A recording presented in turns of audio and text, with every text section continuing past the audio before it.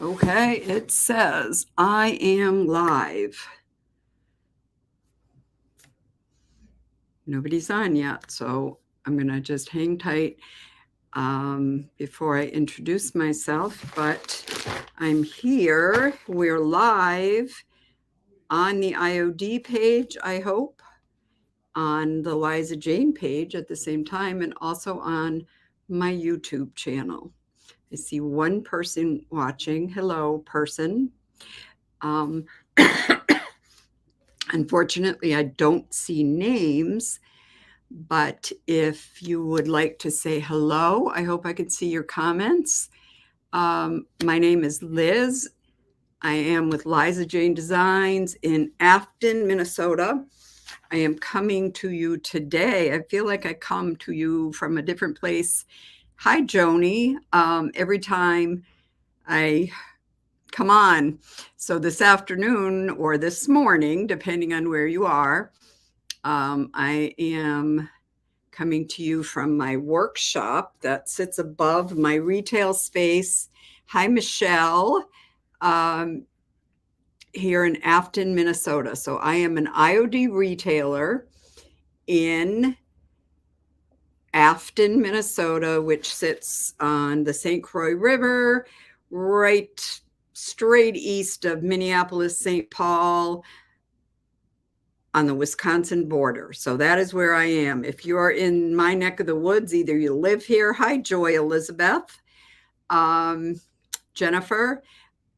Couple of people from Canada already watching. That's awesome.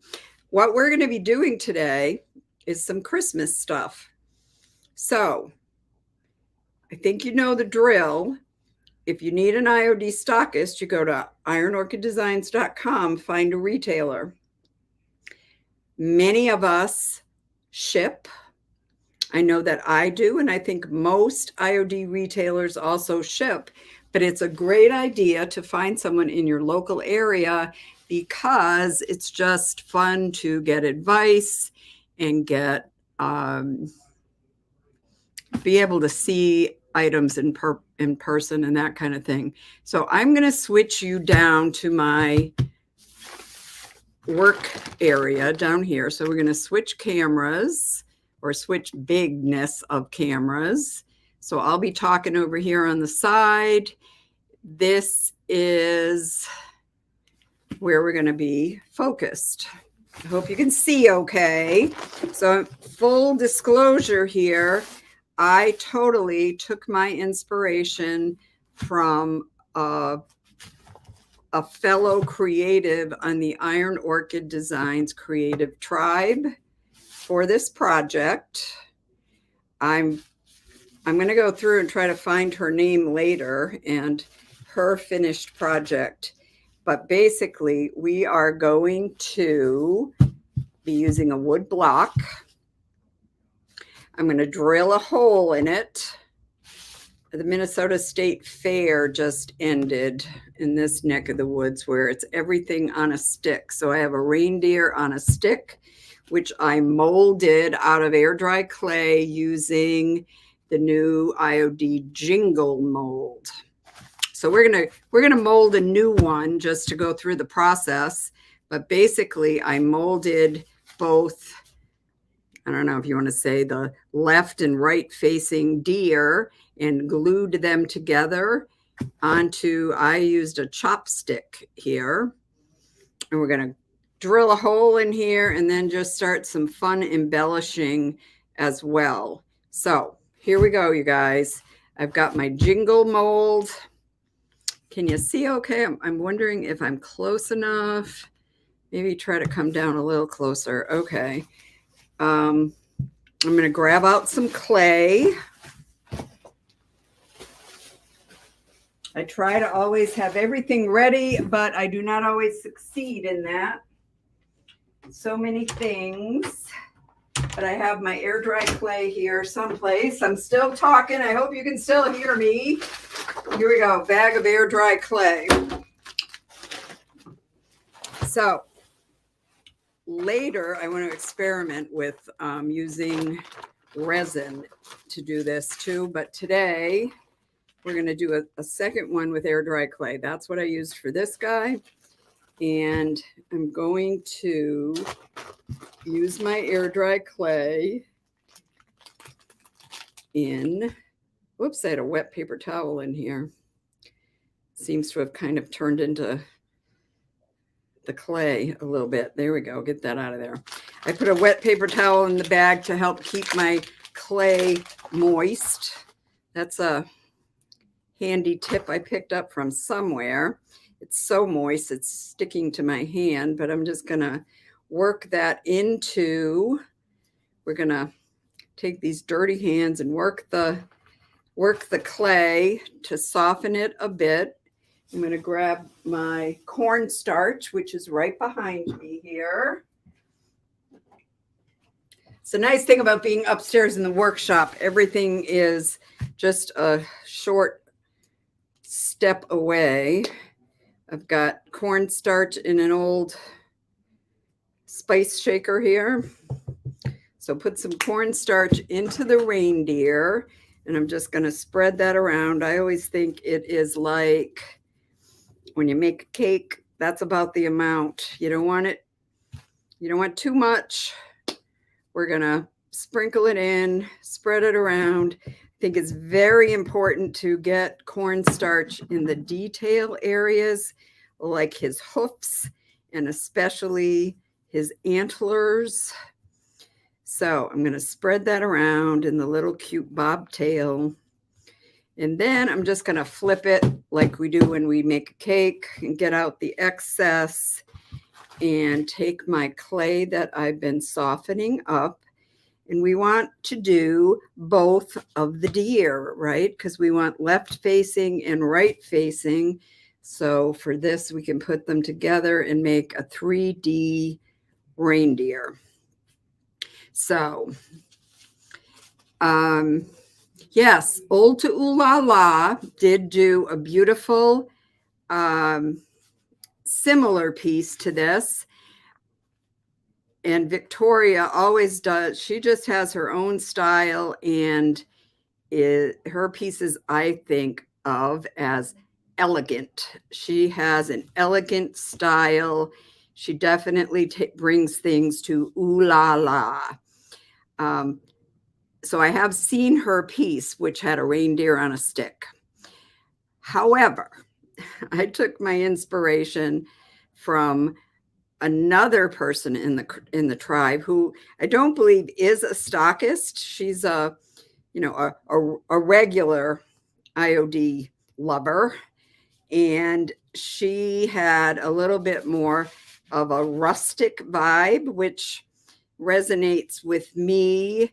And I'm gonna, I'm not gonna copy her exactly, because I believe even if you try to copy someone, you can't help but put yourself into your project. So, but her reindeer was painted dark, like this one, like I did this guy, and then kind of white wax or whitewash or dry brushed. I'm not sure. We're gonna, I think, do a little of all those things. One of the things I loved in my inspiration here is that the person whose name I will find and post when I post my final picture too. I'll repost her picture along with mine, because when we are inspired by other people, I think it's very important to give them a shout out and give them credit for what they've come up with. None of us invents from nothing. None of us invents anything brand new. We're inspired by each other, and hopefully we take what we learn and we put our own spin on it, and we just keep learning and growing that way. So I will find out who she is and give her some more of a shout out when I can find her picture again. But right now also, hello, Jean. Kayla, hello there. Kayla is a new local friend here from Ellsworth, Wisconsin, who came into the shop over this past weekend. If any of you watching others are from the local area, you might know that Ellsworth, Wisconsin is the cheese curd capital of the world. And my Canadian viewers, I tell you, if you're going to have poutine, the best place to get your cheese curds, Ellsworth, they're the best. They have a cheese curd festival there in the summertime, which features many, many flavors of cheese curds and live music and all the fun things that local festivals usually have. So I'm still pushing my clay into both of these reindeer, getting into the antlers, using that Microsoft. It is not a Microsoft rim. It is just a micro rim. Microsoft has nothing to do with these molds. Strictly non-computerized. This is hands-on work. So no Microsoft. It's a micro rim, and it helps us get a nice crisp edge to our castings. And I'm just pushing them in, making sure I'm clearing that micro rim and getting the mold good and solidly filled. So Kayla, it's really good to have you back here. Hey, Jean, lots of folks whose names I have not seen before, so thank you for joining. Appreciate you saying hello. Please ask any questions. I know so far I'm being pretty straightforward. We're just casting. I'm going to flip that over a bit. Casting the air dry clay in the new JINGLE mold.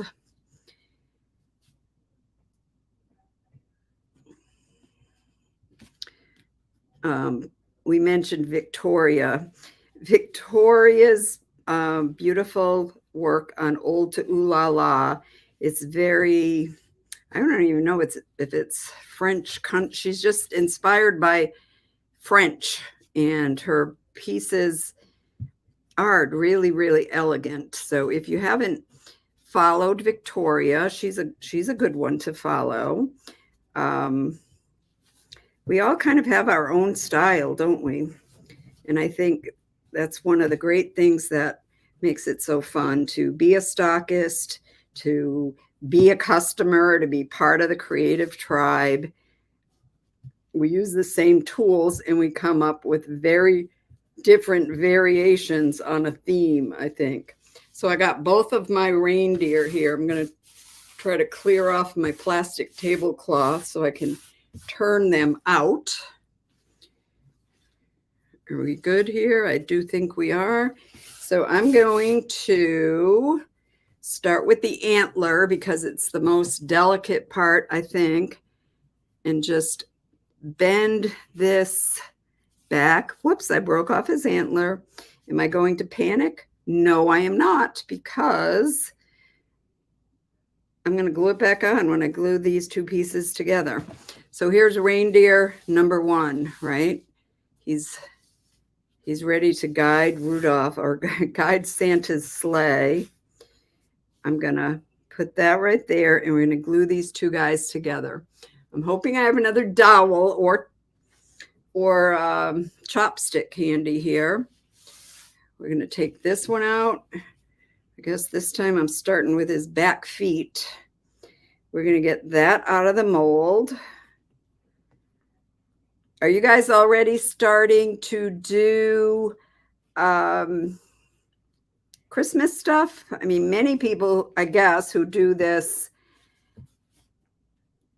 for a living or for any kind of, for craft fairs or anything like that. I think people start as early as last November, or definitely in the summertime is when they start making their projects for Christmas events. I am never quite that organized. So this September is about the earliest I've been able to get started on Christmas things for the last couple of years. I'm one of those I bite off more than I can chew kind of people. If you've watched me, you've probably noticed that. Okay, so we have 2 reindeer. They are mirror images of each other. This one guy's antler fell off, but we're okay with that. I'm going to smooth him out. This one had kind of that wet clay. And there we go there. Let me see if I can find a dowel or a chopstick. We could also use the end of a paintbrush. I have lots of those. For the sake of doing this, maybe I will do that if I can't find my dowel. So what I'm going to do is flip one of these guys over. So he's flipped. I see my camera's freezing once in a while. So he's right there. Let me do a quick check for an actual dowel again. Excuse me. Talk amongst yourselves, please. And here's my box with dowels. I got dowels here. Dowels. We're going to use a dowel for this. And what I like to do is I just kind of press that in. I don't want it to come through the other side, and I don't want it to distort that, but it's in there. I'm going to put this guy on. Yep, that's looking like it's going to match up nicely. Poor little dude lost his tail. I may need to cast a new tail. I'm going to grab some. My favorite for this is, there it is, Tight Bond, thick and quick. It's thick and it's quick, and it does a beautiful job holding these castings together. So I'm going to do that. I have some wooden sticks here. I'm just going to use another dowel. I don't want to use my paint brushes for this, so I'm going to use the end of another dowel, get some wood glue all over this puppy. Kayla, you're still in fall mode? I definitely am too. Kayla is going to come and participate. We're having a fall makers, what are we calling it? A makers market, fall makers market, October 1 and 2. And Kayla and other local artists are going to come, and that'll be our fall themed event. We're going to do all things fall, and right after that we're going to switch to Christmas, Hanukkah, winter decorations and decor and fun things. So I like to try to give each season its due. I don't like jumping right to Christmas, frankly. I love Christmas. I love decorating for Christmas. I always have. But fall is also, I'm not big on Halloween. It comes and goes too fast, but pumpkins and fall leaves and those kinds of things and colors, I can really get into that because that's going to last a while. It carries me through to Thanksgiving, when that's when I break out my personal Christmas decorations. Sometimes in retail, we can't wait that long, or we're way behind the 8 ball, but I don't like to rush it. I don't like seeing Christmas in the stores, and I don't like Christmas with back to school supplies. That's just my personal thing. I like every season to have its place, and have a chance to shine. So I say that as I'm here in September working on Christmas decorations. Oops, I think I broke off his tail. So what I'm going to need to do here, because there's one tail, I see it. We're going to glue that, and I'm going to make a new tail from the other direction. We're going to take that out just really quickly. I'm just casting the pieces that I broke. So I'm going to add his tail, a little bit of glue. This one's going to get a little glue on them. Those go together, and they go right here on his cute little reindeer bottom. So now he has a tail. Got to cast another piece of ant. No, I don't have to cast it. It's here. I just need to put some glue on it. And spread that. See, I always resort to using my fingers. So I'm going to glue that back to back on here. And what we will have when we're done is a 3-dimensional reindeer, complete with a full set of antlers, 2 ears, a tail. I don't really want to pick this up because of the fragility, right, of those pieces, the antler pieces and the tail. But while the clay is soft, we get to sort of manipulate his legs and make him really look like he's flying through the sky on Christmas Eve. I'm going to gently lift this guy up. Can you see him? He's hard to see in amongst my dirty clay covered hands, but he's ready. He's on his stick. I'm going to raise him up off camera to start setting up and drying while we bring this guy back, right? This is the one I did last week. So I did the same thing. I cast him from air dry clay. I used salt wash in my paint when I went to paint this guy. Whoops, I think I just broke his antlers. Again, we demo what happens when things go wrong. When things go wrong, we stay calm and we carry on. I'm going to glue that back on there. Might have to do it again off camera and let it set, but his antlers are going to get set right back on there, and he'll be gorgeous. So I have some white paint. Like I said, I painted with this almost black paint.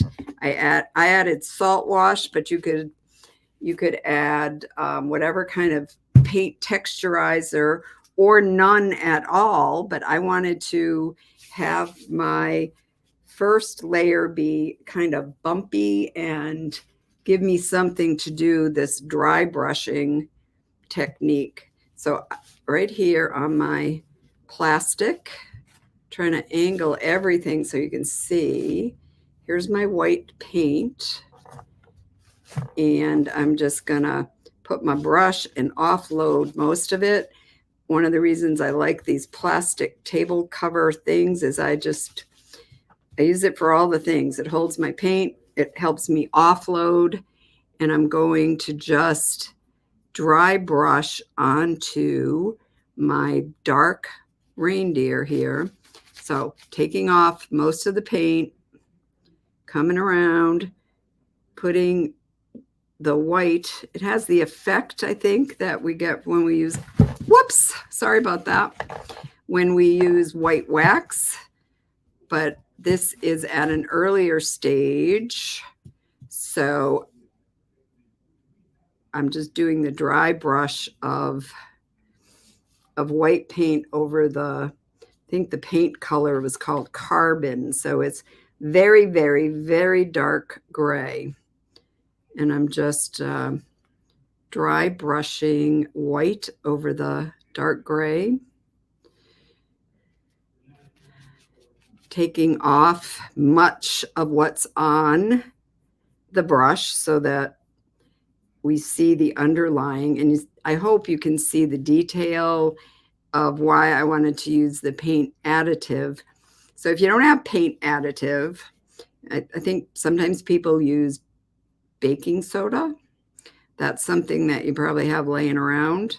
That's something you could add. Or another thing is just put your paint out and let it dry a bit, and it will thicken, and then you'll have that thickened, texturized paint that you can apply for layer number 1, so that your dry brushing or wax applying really has something to stick to and give you a really fun result. So are we seeing him? Seeing him pretty well. I'm going to raise this up so you can see more of what's happening here, I think. There we go. Now you're seeing me a little bit more, but you're seeing this reindeer and the dry brush effect. I'm going kind of heavy in some areas and lighter in others. If I feel like I do too much white, then later on I can come back with the carbon, right? And just darken him up again. But right now I'm liking how this guy's looking. So dry brushing white, just using a simple little old paintbrush that's seen better days, but it works wonderfully for this kind of texturized application. So kind of come in here and just keep on going, making him kind of looks like he's been flying in the snow, doesn't it?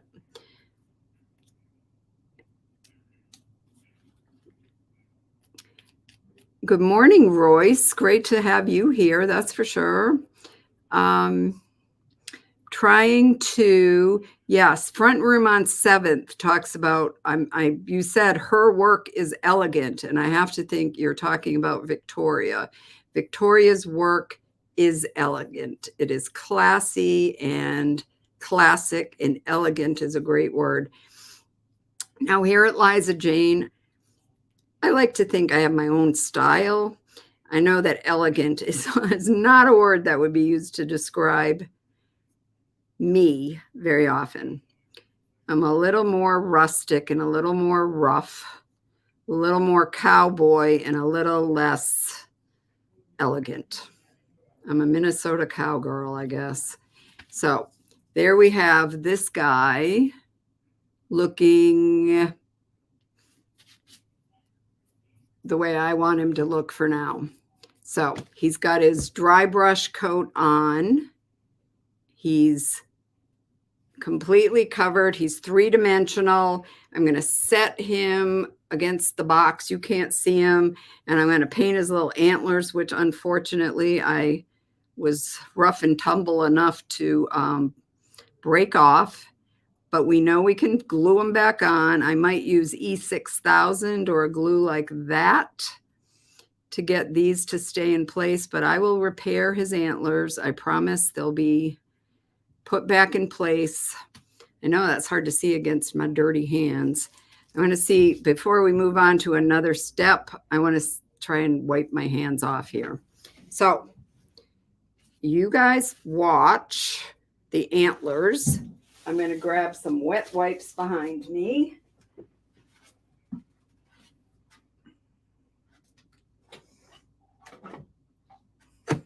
Unless, of course, I brought them all downstairs, which I might have done. So I will just put a little rubbing alcohol on my hand.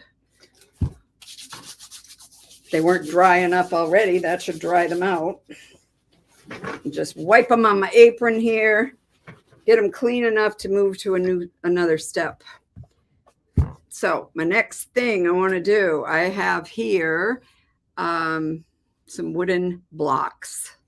Now I did these up a while ago for an event where I wanted to let people play around with IOD stamps and transfers and that kind of stuff.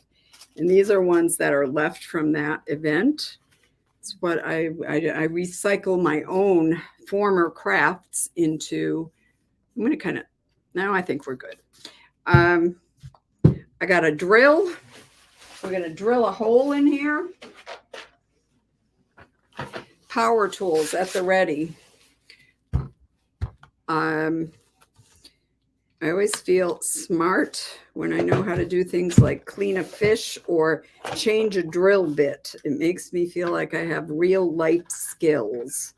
So my dowel, let's see, I'm going to grab the dowel and put it into, this is a drill bit index, I think they're called. So that's the right size. I removed that drill bit. I don't know what it is, 15/64 it says, but my dowel fit right into that hole. So I'm knowing this is the right drill bit. Let's see if I have this going the right way to tighten. Nope. I'm going to flip that the other way, close that down. When it grabs,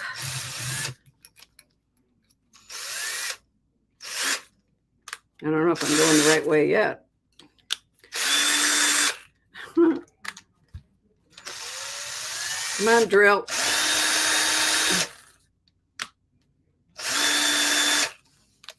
I don't know why my drill is not behaving itself today. Don't you hate that? So one way should make it bigger and one way should make it smaller. There we go. A little bit too small that time. We'll put our little drill bit right in there. And as my husband taught me, I will hold on to that till it gets tight in there.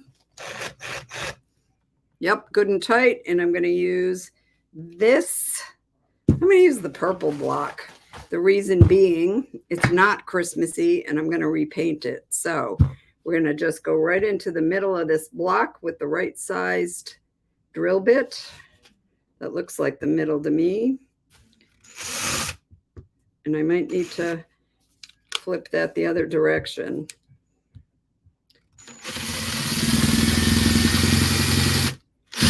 A lot of noise, guys.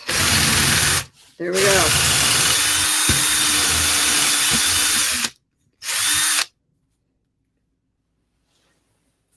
Flip him into the trash.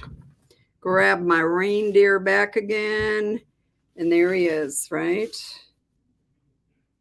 So there's the reindeer in the block.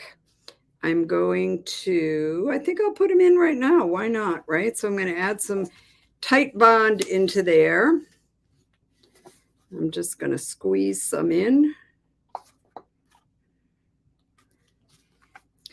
And you see, when I tell you I'm not the elegant kind, it's pretty obvious by now, isn't it?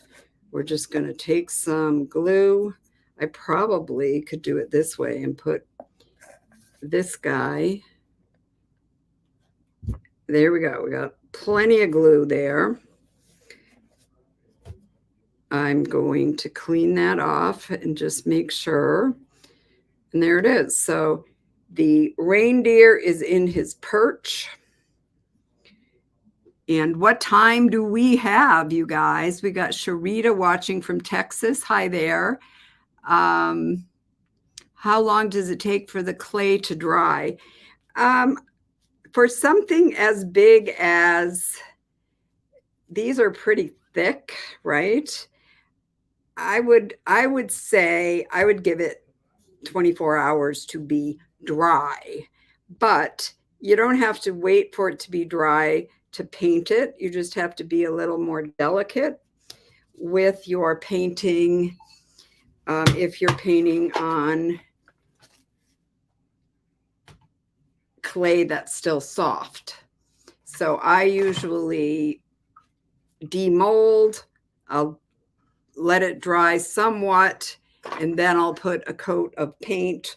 Or sometimes I like to just seal the clay so that when I get to applying media to it later, it doesn't soak in quite as quickly, and I get an opportunity to darken and lighten and wipe back and that kind of thing. So a lot of times I like to seal the clay before before I paint in other ways. Let me see, I'm checking the time here. It is 11:35. So I probably am not going to be able to take this as far as I want right on camera. However, let me show you some of my plans. I'm going to put my air dry clay back into this I wrap it back up in the packaging it comes in. In addition to that, I put it into I have a freezer bag that I make sure I zip up and push all that air out. Push all the air I can get out of there. A lot of times, like you saw when I opened this, I put hi Misty. I put a wet paper towel or something like that in there just to keep moisture in it so my clay stays nice and soft. So I want to show you, if I can here, some of the things I've been working on to add to this reindeer. I've been playing around with the new snowflake mold. How many people watching were like thrilled to see that? Probably should let the glue all dry before putting it in the block so it can dry better. The glue antler, definitely. I'll be very gentle and make sure he comes out okay with his. I might have to like put some painter's tape on to hold it. But I've been casting resin. The new snowflake molds are thinner. So I have right here, I am fortunate enough to own the snowflake mold from the previous release. So I have that one, and I cast snowflakes from this that I am considering adding to my reindeer block, right? So I've got those going on. I have little ones, and I notice that the new molds are much, I'm saying thinner, but what I mean by that is not as deep as the previous release. So the new ones, I haven't tried air dry clay. To me, right away, they said resin, because you just get a nice pour in these less deep molds. And look how beautiful this one came out, right? I love this new mold. I did a little, what's his name? A little reindeer from the JINGLE mold and some bells, which I'm thinking I want to do some 3-dimensional jingle bells and add them around. I'm going to stamp myself some brown craft paper to make wrapping paper and put little presents under here. Here's some more castings from the new. So here's the old mold, the previous edition. I don't know if you can see how thick that is compared to. So these use a lot less resin. And because they're almost, I don't know, they're not quite paper thin. They're like cardstock thin. The air dry clay will be very, very delicate. Look at this sweet little guy. Can you see him against my hand there?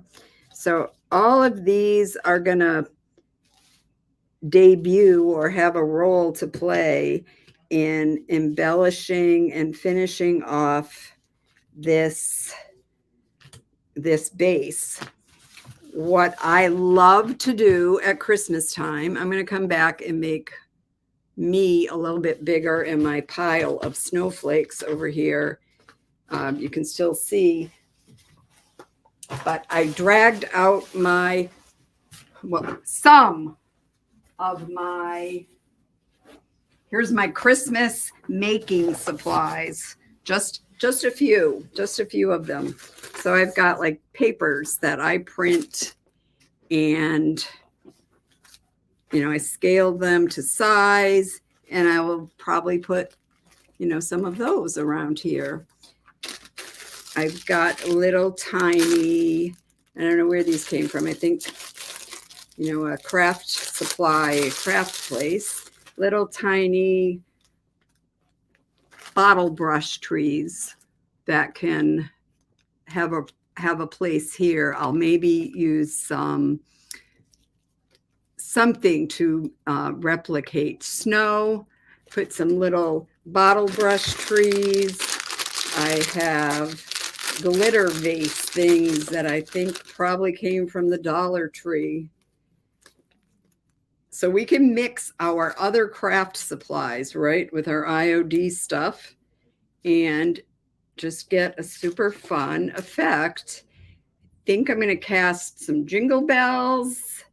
I'm going to just add all the fun glittery things. What do we have? Something I love to do just on my computer is take words, Christmas words, right? And I just type them out and I print them in my printer on, show that in the smaller window here too. So some of the things that are here just say courage, goodness, triumphant wonderland. 'Tis a gift to be simple, and just little words that can get added on here. I mean, you can buy stick-on words, but I say why buy when you can create yourself. You can print them on different types of paper and add those to the base. I have kind of Christmassy craft. Well, this is light. It's not cardstocky. So these get added on here too, right? So I'm going to keep working on this. And before I post it in the tribe, I'll get it super cute, I hope. And tie some ribbon around him, do some more casting, maybe stamping with the cozy stamp. I was going to try to use that on camera today, but I'm running out of time. So I want to thank you guys for tuning in. I hope I've given you a few ideas for ways you can embellish. Let's see what else I've got here. These are also things that I just printed on my home computer, little sayings, right? Whoops, that one's from National Lampoon. That might not be the one I want to do. Christmas, my child, is love in action. So, these can be mounted on here and then embellished in all sorts of ways. I'm just going to have fun with it. I'm going to show you what I come up with. Does anybody have any questions before I go? Let's see. I'm going to say goodbye to Joy Elizabeth and Kayla and Royce and Misty and all you guys. I really thank you for joining me again. I am Liz from Eliza Jane Designs in the St. Croix River Valley, Minnesota. Here in my workshop above my retail space. If you're in this area, I hope you'll come visit. And if you don't have a stockist of your own, find yourself a stockist and a retailer on the Iron Orchid Designs webpage, ironorchiddesigns.com. You can search by your zip code, find someone that you can establish a relationship with, and have fun creating. Like the IOD sisters say, everyone is creative and created to be so by the creator himself. So let's get going and start making beautiful things. I love my my tribe. So thanks for joining, and please continue to ask questions. If you watch on the replay, do let me know if you have questions. Love hearing from you. I am signing off and ending this broadcast. Mwah. Bye for now.